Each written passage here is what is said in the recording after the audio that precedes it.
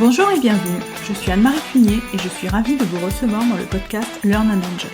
Dans chaque épisode, je vous propose d'analyser les usages et technologies du digital learning qui permettent de créer une expérience apprenant engageante et efficace. Avec des experts et professionnels du monde de la formation et de l'éducation, nous décoderons ensemble les bonnes pratiques qui marchent et les outils et méthodes qui permettent de transformer l'expérience d'apprentissage pour créer un effet waouh auprès des apprenants. Laissez-vous inspirer ? Bonjour à tous! Pour ce nouvel épisode, j'ai le plaisir de recevoir Laurent Galen, qui est Senior UX et UI Designer. Pour moi, suivre un module en digital learning, c'est vivre une expérience d'apprentissage au travers d'une interface numérique. Pourquoi donc, dans ce cas, ne pas s'inspirer des techniques du design web pour la concevoir et offrir à l'apprenant la meilleure expérience possible ? Avec Laurent, nous allons échanger aujourd'hui sur l'importance d'un bon design web pour garantir une bonne expérience utilisateur en illustrant avec des exemples. Laurent partagera également avec nous des bonnes pratiques et des astuces pour s'inspirer pour des modules e-learning qui engagent les apprenants. Bonjour Laurent et bienvenue. Eh bien, bonjour Anne-Marie, merci. Merci à toi d'avoir accepté mon invitation. Donc, on s'est rencontrés sur LinkedIn. Et vu ton métier, donc dans le design web, donc j'ai eu envie de t'inviter sur le podcast pour que tu nous expliques un petit peu quelques bonnes pratiques du design web et comment on pourrait s'en inspirer donc pour la création de modules en digital learning. Oui, absolument. Bah, merci d'abord pour l'accueil et pour moi c'est la première fois. Je passe de l'autre côté du micro et c'est vraiment super. Merci de m'avoir invité. C'est très intéressant de participer à ton podcast. Eh bien, merci. Alors pour commencer, donc est-ce que tu peux nous expliquer, nous en dire un petit peu plus sur ton parcours et ce que tu fais au quotidien aujourd'hui ? Oui, oui, absolument. Alors, je vais faire assez rapide. Au départ, il y a plusieurs années, j'étais pas du tout dans le design. En fait, j'ai travaillé durant un peu plus de 10 ans dans différents services administratifs, qui est dans une compagnie aérienne française. Et puis, j'ai toujours été intéressé par les différentes formes d'art, notamment la photographie, le dessin et la peinture. Je dessinais pas mal à l'époque. C'était une passion plus qu'un hobby en fait. Et puis, ce qui s'est passé, c'est qu'il y a eu un changement d'organisation dans la société laquelle je travaillais, et j'en ai profité du coup pour me réorienter vers un cursus plus créatif et qui collait mes aspirations du moment, qui était donc le web design à l'époque. Pour cela, j'ai dû suivre une formation de 8 mois avec beaucoup de travail individuel à faire, et puis ensuite qui a terminé par un stage. Et donc après cette formation, au lieu de retourner dans mon ancienne société, je me suis décidé de changer de vie tout simplement pour tout recommencer depuis le début.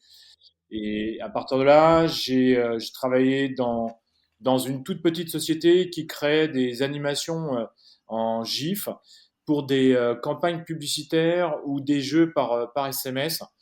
C'était vraiment le début. Voilà, l'iPhone n'existait même pas. C'était vraiment le début des campagnes publicitaires de ce type. Et puis par la suite, j'ai travaillé aussi dans une mairie. Et puis il y a quelques années, je suis arrivé ensuite dans une société de services qui était à Boulogne dans le 92, qui était en train de monter une agence de création pour travailler avec ses clients et d'autres clients. Et c'est là que j'ai découvert le design d'applications mobiles qui est centré sur les attentes et les besoins des utilisateurs. Et donc aujourd'hui, je travaille dans le design depuis donc 2006, et je suis travailleur freelance depuis 2011. Et donc concrètement, quelle est ton activité au quotidien ? Alors, en fait, depuis j'ai travaillé dans cette société de service, je me suis vraiment concentré sur le design d'expérience pour les applications mobiles. C'est-à-dire qu'une société me contacte soit pour évaluer l'expérience utilisateur de son application mobile, ou bien créer une application, ou encore pour travailler sur certains parcours de son application ou sur la totalité de l'application. Et donc le design web, est-ce que tu peux nous dire en quelques mots ce que c'est? En quoi cela consiste? Alors, c'est vieux, long, mais pour faire assez court, le web design, c'est en fait une expression anglaise qui pourrait se traduire par conception web, c'est-à-dire donc la création d'interfaces sur Internet pour un site web ou pour une application. Donc le web design est donc un ensemble, on va dire, de règles qui sont nécessaires et importantes à respecter pour la création d'une interface orientée vers les utilisateurs. Donc en fait, l'expression web design est un peu désuète aujourd'hui, car c'est vrai, il y a plusieurs années, en fait, le web designer était chargé de toute la création. Et aujourd'hui, avec la multiplication des supports, des activités, le métier en fait de web designer s'est divisé en de nombreuses spécialités comme UX designer, UI designer, product designer, UX writer, etc., etc. Oui, donc c'est toute une galaxie de métiers que l'on a là. Oui, exactement. Oui, il y a un schéma qui est intéressant, qui est sorti il y a plusieurs années. Et en fait, on mettait, par exemple, dans les années, dans la case de gauche, le métier de web designer et qu'est-ce que représentait le design numérique à cette époque-là. Et donc, il y avait juste un seul métier qui était le web designer en 2000 et 2020, donc 20 ans plus tard, on voit toute la galaxie dans la case de droite, donc on voit toute la galaxie des différents métiers, UI designer, UX, product, voilà, il y en a, il y a au moins une vingtaine de spécialités qui sont sorties, si c'est pas plus. Et pourquoi donc est-ce qu'un bon web design va être important pour une bonne expérience utilisateur sur une interface web? Quels en sont les bénéfices d'après toi? Alors, comme je le disais juste avant, en fait, avoir une bonne interface pour le web, c'est d'abord respecter un ensemble de règles. On peut donner un exemple qui parlera à tout le monde. En fait, par exemple, je vais prendre le cas du livre. Lorsque on ouvre un livre, il y a, par convention, il y a des règles qu'on a tous et toutes apprises au fur et à mesure des années de notre expérience. Il y a d'abord une couverture qui est recto et verso. Il y a ensuite une préface. Et puis il y a un sommaire.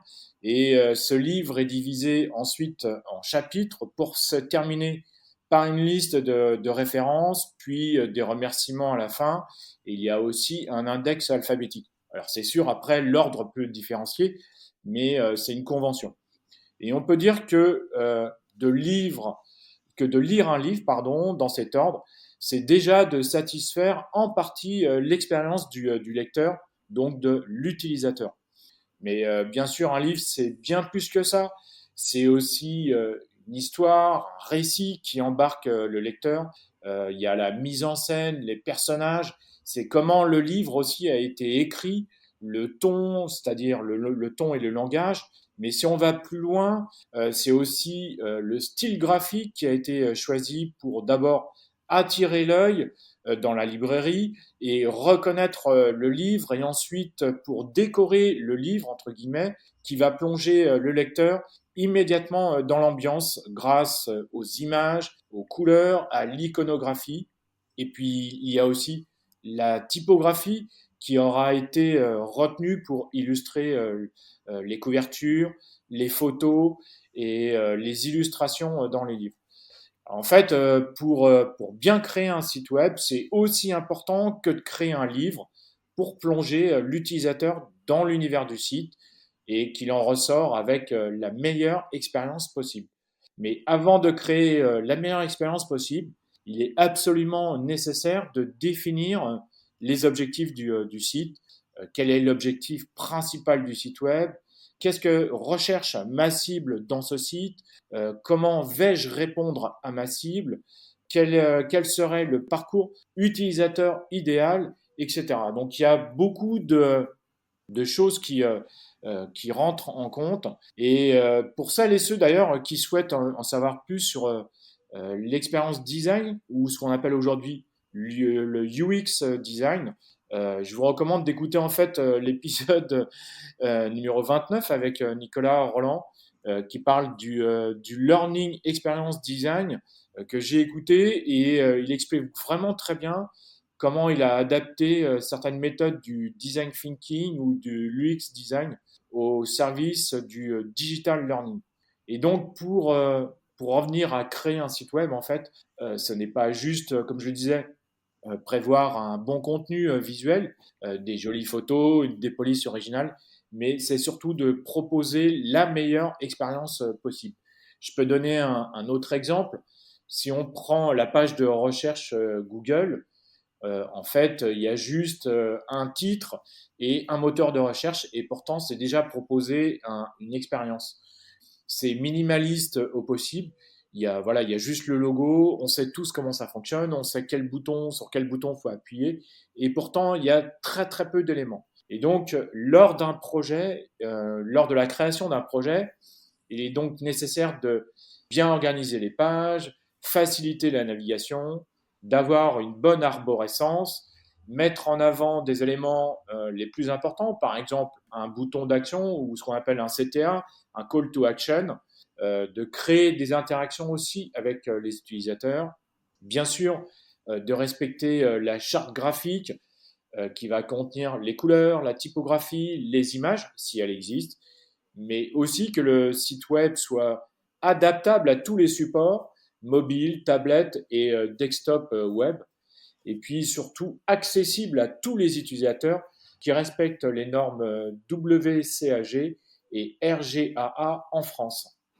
Oui, et c'est là où on voit que quelque part, c'est important de s'inspirer justement de ce design web pour créer des modules en digital learning, puisque nos apprenants vont être habitués à naviguer sur des sites, à naviguer sur des réseaux sociaux, à naviguer sur des applications, et donc ils vont s'attendre quelque part à retrouver cette même organisation, je dirais, entre guillemets, sur leur module de digital learning. Si je prends par exemple un bouton suivi, on va s'attendre à le retrouver en bas à droite et non pas en haut à gauche. Tu es d'accord avec moi? Absolument, tout à fait. Et après, bon, ça dépend du contexte, mais il pourrait être en haut à droite ou en haut à gauche, mais après, ça dépend vraiment du contexte. Par exemple, si on prend un module qu'on va créer dans une langue étrangère, bah là, ça change complètement. Les habitudes d'écriture, etc., peuvent être inversées, ou les habitudes de langage peuvent être aussi différentes. Les utilisations des couleurs aussi peuvent être différentes. Donc ça peut être très différent de ce que nous, on connaît en Europe ou en France. Et effectivement, il y a plein de choses différentes et intéressantes dans ce que tu disais précédemment. Tout à fait, ouais.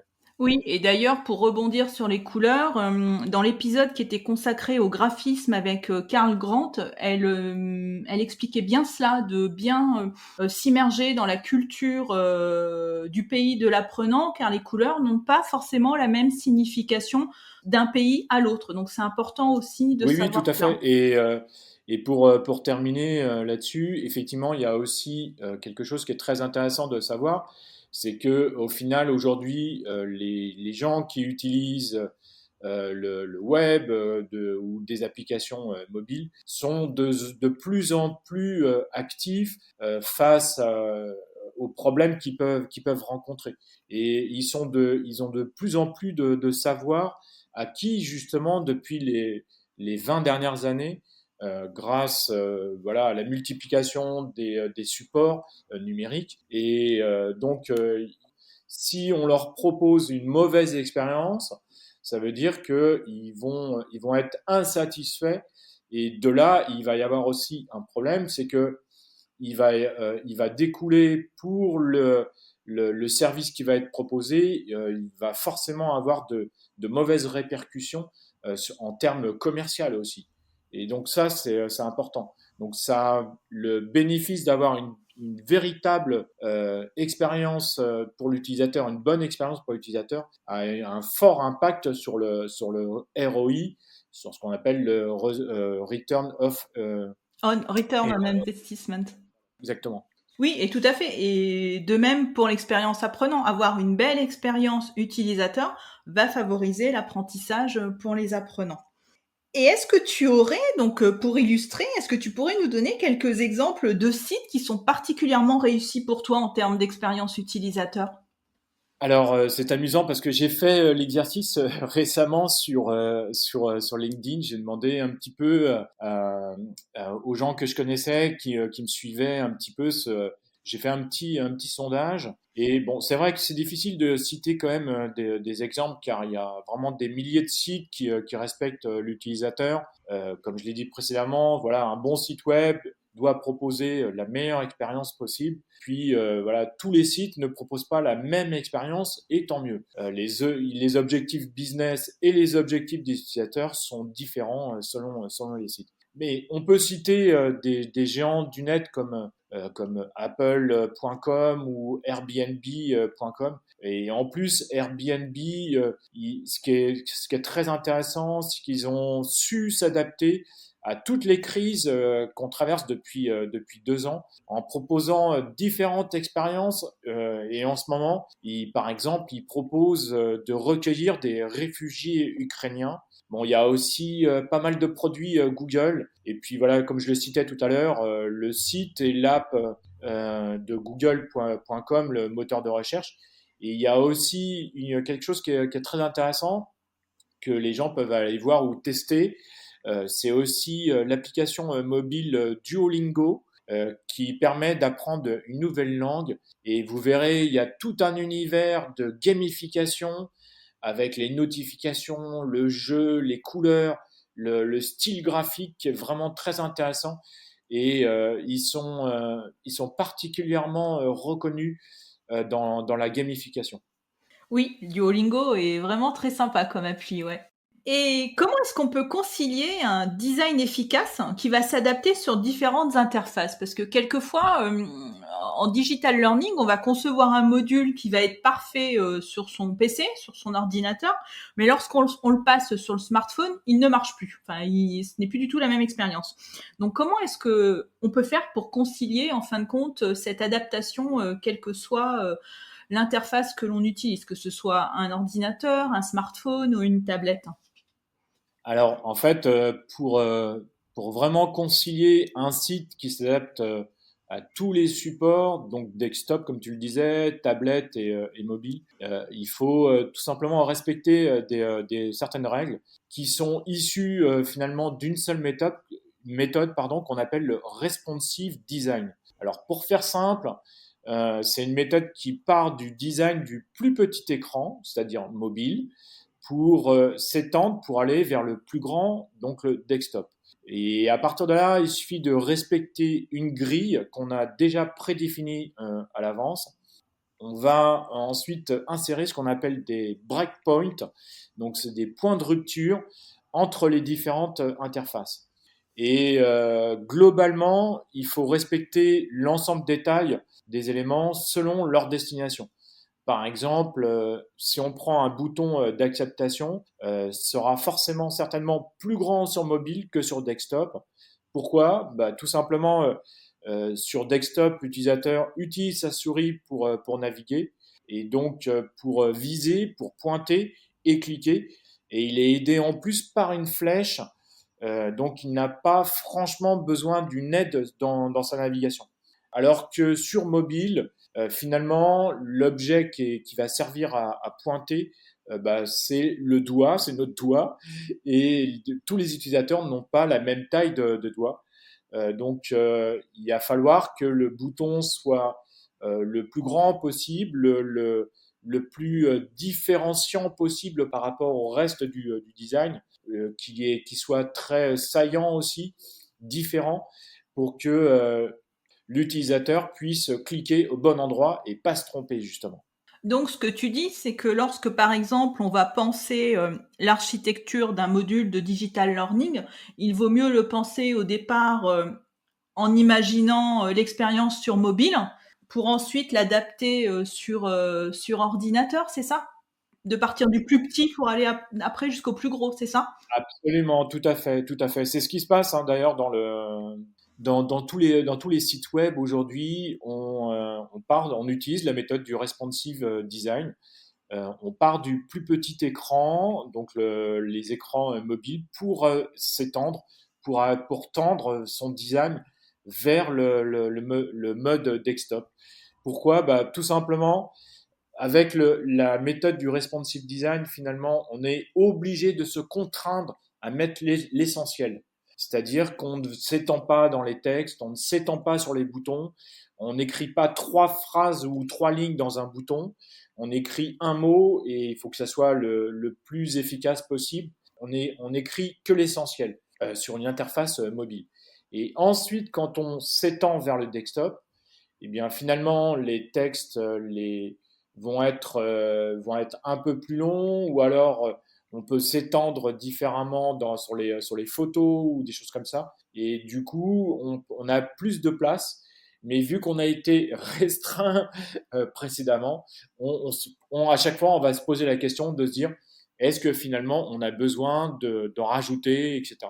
Et donc, finalement, on obtient un module ou un site web qui est minimaliste et qui est suffisant en fait. Voilà. Ah, c'est très intéressant. Et quelles autres bonnes pratiques en termes de design tu pourrais nous donner justement pour s'inspirer, pour créer des modules e-learning qui vont engager les apprenants? Donc en préparant l'interview, effectivement, j'en ai retenu 4. On va dire qu'en UI design, donc en design d'interface, on peut dire qu'il faudrait respecter 4 principes. Donc le premier principe, c'est de minimiser les actions et les étapes par écran.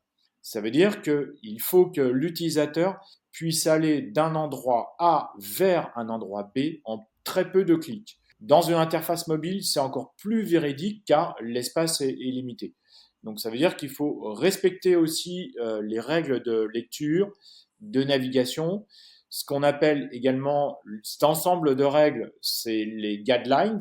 Et il faut bien comprendre que le temps aussi est précieux.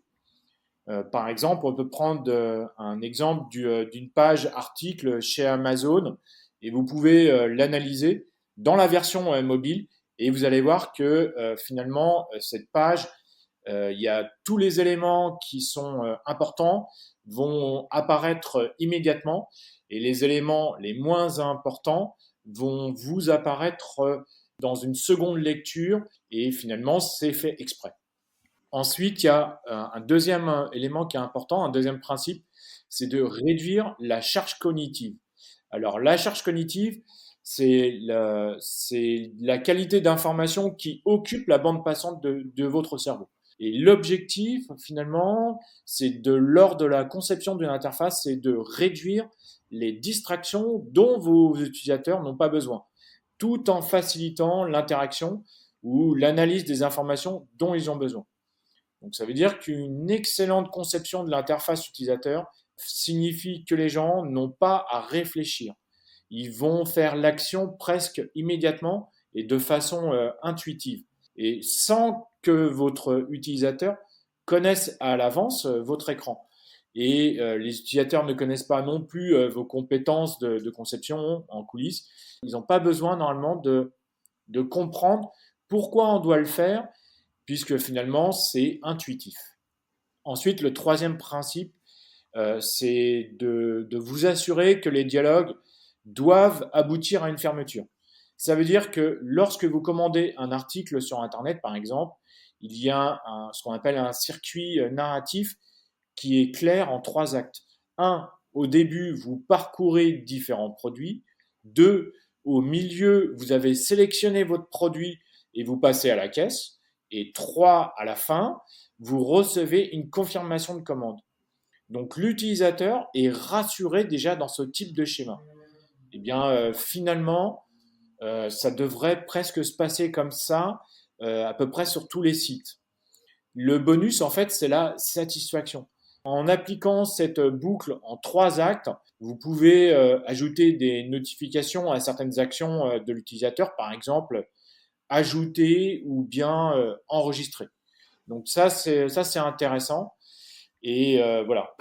Oui, et en fin de compte, là, ça me fait rebondir parce que ça me fait penser aussi à Netflix, quelque part, l'expérience utilisateur sur Netflix où tu vas aller chercher ton film, tu vas le mettre dans ta liste, tu vas le regarder, on va mettre un bouton j'aime ou pas.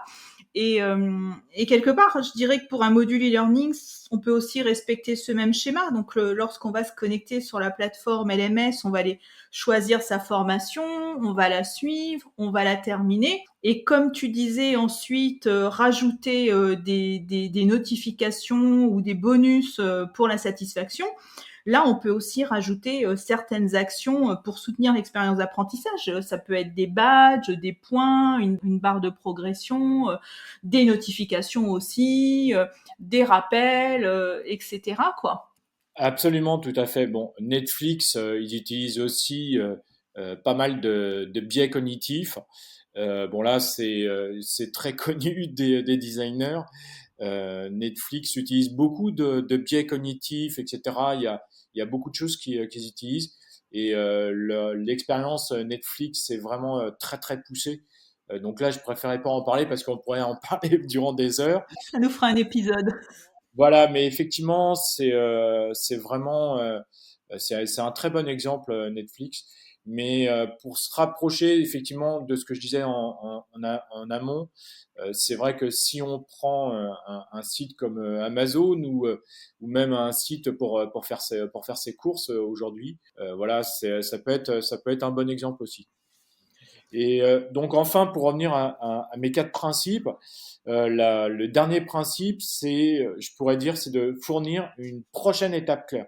C'est-à-dire que les utilisateurs ont de plus en plus besoin d'être accompagnés. C'est ce que je disais un peu précédemment finalement. Ça veut dire qu'il y a une partie qui est essentielle dans la conception de l'interface utilisateur qui consiste donc à ce que tu disais aussi, c'est de guider les utilisateurs tout au long du parcours. C'est subtilement ou pas subtilement, hein, c'est en leur disant où aller ensuite, quoi faire, et donc il faut tenir compte de l'emplacement, de la fonction, ça veut dire aussi des boutons d'appel à l'action, d'utiliser les données pour vous concentrer sur l'intention et le placement d'utilisateur afin aussi de maximiser l'engagement. Et tout à l'heure, tu prenais les boutons d'action.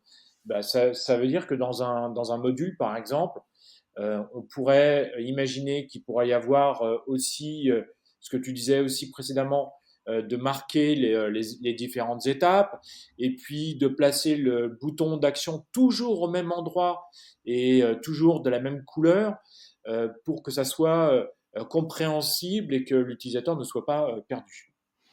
Eh bien, merci pour ces bonnes pratiques. Et pour compléter, est-ce que tu aurais aussi quelques astuces à garder en tête, à donner à nos auditeurs lorsqu'ils sont en phase de conception? Oui, oui, tout à fait. Alors, j'en ai noté quelques-unes. Alors, la première, ce serait la créativité ne doit pas passer par-dessus la convivialité. Ça veut dire que un site doit être mémorable, mais surtout ne pas l'encombrer avec trop d'images ou trop d'animations. C'est vraiment faire une erreur. Une interface utilisateur est non seulement agréable à l'œil, mais en plus, elle doit être intuitive. La deuxième astuce, c'est ne pas trop s'appuyer sur les tendances design. C'est vrai que nous, designers, on en voit beaucoup passer. Par an, il y en a au moins deux, trois qui sont importantes qui passent. Et ce ne sont que des tendances. Ça veut dire que les tendances, elles viennent, elles repartent aussitôt aussi. C'est pour ça qu'il ne faut pas trop les suivre aveuglément, sans aucune évaluation initiale. Franchement, ce serait une erreur. Ça veut dire qu'il faut examiner les mesures de performance aussi. Il faut voir si c'est bien nécessaire d'apporter des modifications. Si c'est pas le cas, franchement, ne le faites pas. Gardez votre interface telle qu'elle est. Et de toute façon, tout le monde fait comme ça. Et puis, si vous décidez de modifier votre produit en fonction d'une nouvelle tendance, alors, il faut bien vérifier que c'est d'abord une bonne tendance et qu'elle est déjà relayée dans pas mal de sites, ça c'est important. Et puis que vos données aussi puissent venir soutenir en fait cette tendance, parce que sinon vous allez forcément perdre beaucoup de temps et d'argent. Le dernier conseil que je peux donner, c'est de préférer le style de conception d'interface plutôt que la substance. Ça veut dire que souvent, il y a un obstacle qui est commun, c'est de tout miser sur le style plutôt que sur le fond. Et une bonne analogie, c'est de penser à une voiture sans roues. L'extérieur et l'intérieur peuvent couper le souffle, mais finalement, ça n'a pas d'importance car finalement, si le véhicule ne peut pas faire autre chose que des choses basiques, c'est-à-dire finalement la voiture est destinée à nous emmener à un seul endroit ou de nous transporter.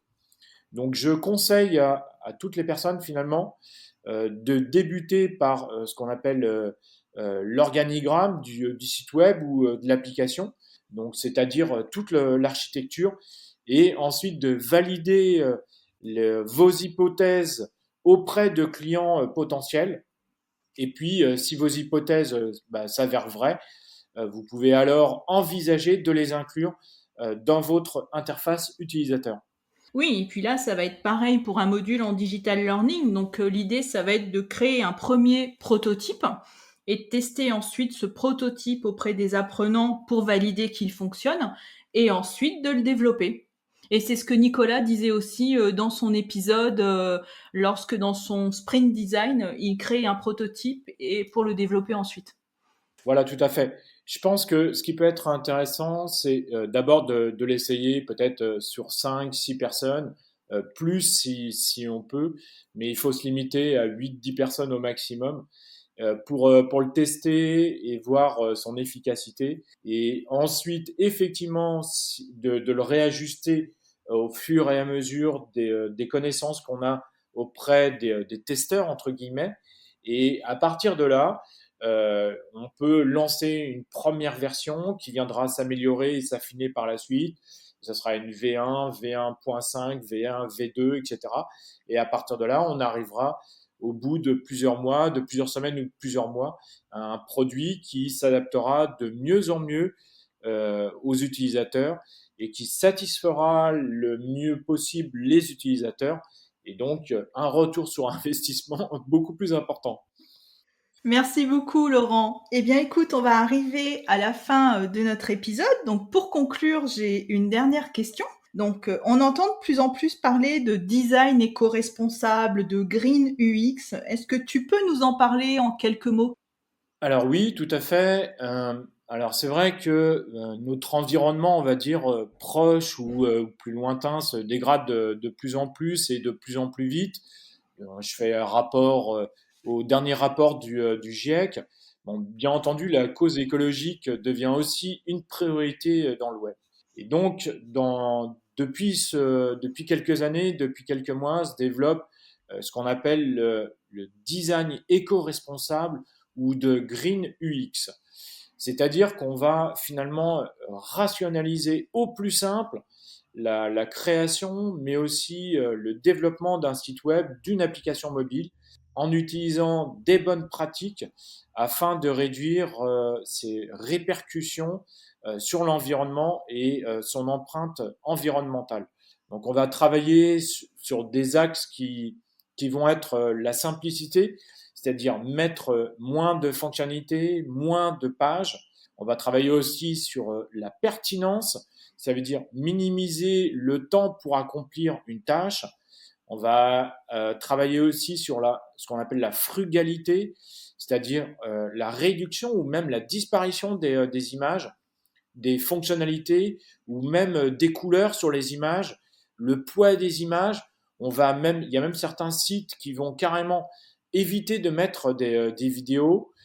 Par exemple, si je prends même un site comme Amazon, lequel on parlait tout à l'heure, eh bien, par exemple, les zooms sur les photos vont carrément disparaître, ou il va y avoir, généralement, sur les pages articles, il y a à peu près entre 10, 15, 20 photos. Bah là, il va en avoir plus que 3, par exemple. Ça peut être des choses comme ça. Donc, finalement, ce qu'on pourrait appeler l'éco-conception apporte de nombreux avantages comme une meilleure accessibilité finalement. Ça veut dire que on permet à tous les utilisateurs d'accéder facilement et rapidement aux informations. On a aussi une interface utilisateur qui devient sobre et conviviale, donc finalement qui offre une manipulation facile et une navigation aussi plus facile. Il y a un site web aussi qui est plus léger et donc plus efficace et qui assure aussi une meilleure expérience utilisateur parce que tout simplement le site web, il y a un temps de chargement qui est beaucoup moins lourd et donc il y a un taux d'augmentation aussi, un taux de rebond voilà, qui est beaucoup plus rapide. Il y a aussi un référencement aussi qui est plus optimisé, pardon. Ça veut dire que lorsque le site devient plus accessible et il se charge plus rapidement, ça veut dire qu'on envoie un signal au moteur de recherche sur la performance du site. Et d'ailleurs, il me semble que Google maintenant, depuis quelques mois, récompense aussi les sites qui proposent une démarche éco-friendly. Et puis ça permet aussi d'avoir une meilleure visibilité sur la toile, donc une augmentation dans le trafic et dans le taux de conversion. Ça maximise aussi la sécurité.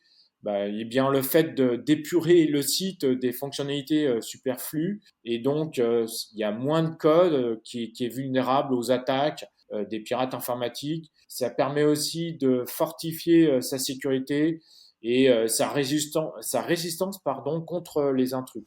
Et puis ça renvoie aussi à une image de marque renforcée parce il y a un classement qui est favorable aussi du site sur la toile et les échos positifs qu'il a générés. Et enfin, il y a une réduction aussi du coût de développement de sites, puisqu'on peut aussi passer par des hébergeurs écolos. Et oui, ça existe aussi. D'ailleurs, tu avais fait un épisode sur justement ce design éco-responsable, il me semble, dans ton podcast. Oui, oui, tout à fait, absolument. C'était donc pour le citer. Merci Anne-Marie. En fait, effectivement, c'était l'épisode 4 de la saison 4 pardon, de l'épisode 1 de Design Plus. Et le titre, c'était Qu'est-ce que le design éco-responsable, le Green UX? C'est quoi l'éco-conception? C'est avec Christophe Clouzot. Très bien. Eh bien, merci beaucoup Laurent pour cet épisode qui était vraiment passionnant. Donc moi j'ai adoré vraiment avoir toutes ces bonnes pratiques, toutes ces astuces. Donc dans les notes de l'épisode, comme d'habitude, je mettrai ton contact LinkedIn si nos auditeurs souhaitent te contacter. Je mettrai également l'adresse de ton site web. L'adresse de ton podcast, bien sûr, qui s'appelle Design Plus. Ta chaîne YouTube aussi, puisque tu as aussi une chaîne YouTube. Et ta newsletter. Donc, si nos auditeurs souhaitent s'abonner, d'ailleurs, est-ce que tu peux nous dire quelques mots sur ta newsletter et nous dire comment on peut s'abonner à ta newsletter? D'abord, merci pour ton accueil encore une fois. Merci d'aller mettre toutes ces informations sur moi, sur tout ce que je diffuse en fait. C'est très sympa. Oui, oui. En fait, c'est plutôt destiné ma newsletter donc s'appelle euh, Happy Designer? Happy Design, voilà, Happy Design. Et elle est destinée plutôt à des designers, mais je sais qu'il y a aussi quelques développeurs, quelques chefs d'entreprise, des chefs de projet qui sont abonnés. Voilà, on parle un peu de tout. Disons que c'est surtout un recueil d'informations que je trouve sur Internet et que je relais dans ma newsletter. Je parle aussi de mon podcast. Voilà, donc c'est plutôt un relais d'informations qui me semble intéressant. Voilà, des fois ça m'arrive aussi de faire des thématiques, notamment par exemple sur le Green UX ou sur l'éco-responsabilité. Voilà, le développement éco-responsable. J'avais fait une newsletter un peu spéciale il y a quelques mois. Voilà, donc c'est assez divers, quoi, en fait. Oui, oui, moi je la trouve vraiment très intéressante, hein. J'y suis abonnée et à chaque fois je regarde et elle m'intéresse vraiment beaucoup. Et donc si on souhaite s'abonner, je pense qu'on passe par ton site, laurentgalen.com. Voilà, plutôt, je l'ai plutôt référencé sur mon LinkedIn. Et puis voilà, étant donné que tu mettras le lien aussi dans la description, voilà, bah, vous pourrez vous abonner directement.